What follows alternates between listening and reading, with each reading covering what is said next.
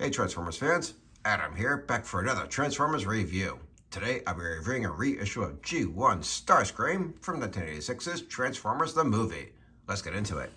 Starting with the packaging here. So on the front, graphic of STARSCREAM in Bat mode and Jet mode during the siege of Autobot City. Nothing really of note on the bottom. On the side, a disclaimer in a few languages because they really want you to know that this is plastic-free packaging. On the top, a demonstration of how to transform him. On the side, pictures of STARSCREAM in Bat mode and Jet mode. Same pictures on the back here, along with a mini bio for STARSCREAM. And then STARSCREAM himself here in Jet mode. Pretty much an exact duplicate from the G1s, with a few exceptions. The first and most noticeable being these giant missiles. Because since the 1980s, choke hazard laws have gotten more strict, and they basically have no choice but to make these things ridiculously long.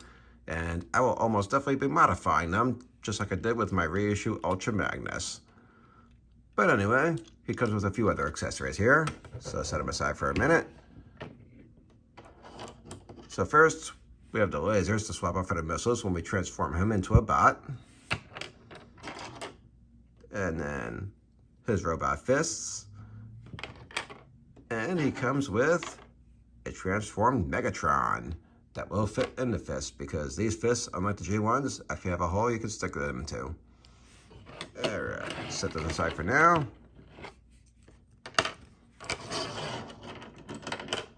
And we'll take a closer look at him in Jet mode here. So, underneath, just like the G1s, he stares at you looking really creepy. That's one I wish they could have done something with. For comparison, let's get Studio Series STARSCREAM out here. So yeah, definitely more detail with the Studio Series. And he's not quite staring at you looking creepy underneath. The only sacrifice with the Studio Series is this little ring here. Definitely more detailed, but I do miss the simplicity of these G1s. Much more simplistic and a lot easier to transform. Before we transform him though, the other differences between this and the OG STARSCREAM: a much more accurate paint scheme for what he looked like in the G1 series, and also no stickers, it's all paint, which I am definitely all for. I did not miss applying those stickers and eventually having them start to peel off. But what do you think? I know there are those who prefer the stickers, so let me know in the comments, pro stickers or pro paint. But anyway, let's go ahead and transform him. Start by taking off these oversized missiles. And set those aside. And then take off the landing wheel. Set that aside. Take off the launchers. Leave them right there for now. Bring down his feet. Rotate out these fins.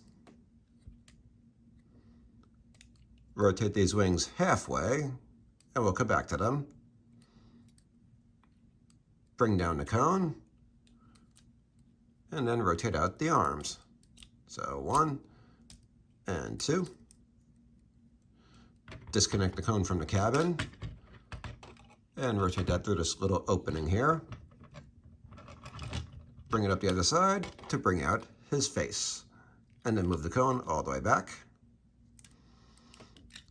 Finish rotating the wings.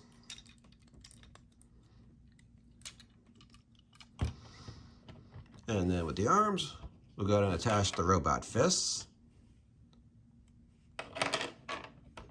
So 1 and 2.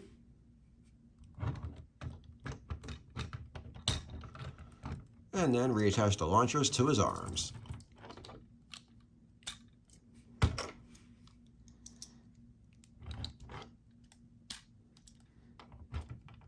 And finally, instead of the oversized missiles, we'll attach the oversized lasers.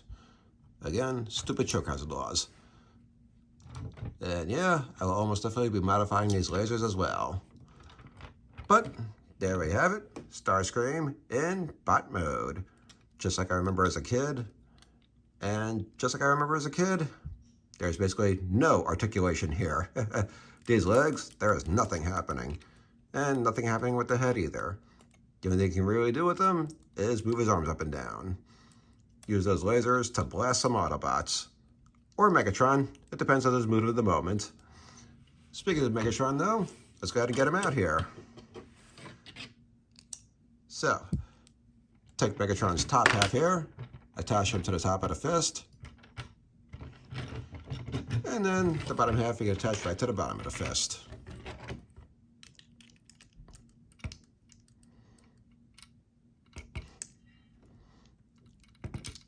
Maybe. There we go. And there they are, ready to take out our favorite Autobots just like they did in the animated movie. So, goodbye Brawn, goodbye Prowl, take that Ratchet, and Ironhide, such heroic nonsense. Pow! Alright, let's go ahead and set those aside. Now that we've just relived our childhood trauma. But, again, check out this more accurate paint scheme for what we're cooking the G1 series. And for a comparison, let's get the Studio Series STARSCREAM back out here. And yeah, this is the toy we had as a kid that made us appreciate the toys that they would eventually become with the Studio Series. Although, we probably could have been trusted with something this good as kids. Alright. Let's go ahead and transform him back.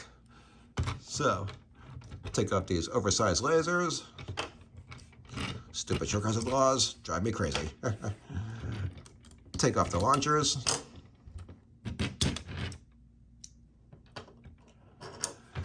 Take off the robot fists.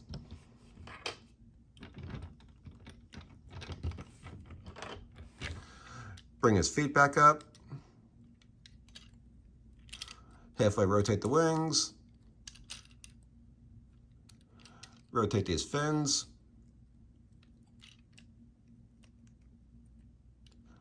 Go ahead and bring that cone back down. Throw a little opening here. And push it back out all the way. And reattach it to the cabin. And then rotate the arms back in.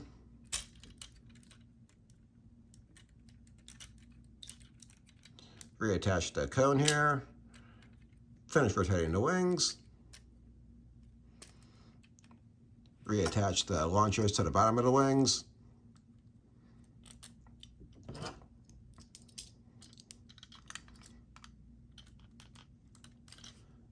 Reattach this landing wheel. As he's staring at us. Pretty creepy. And then reattach these ridiculously oversized missiles.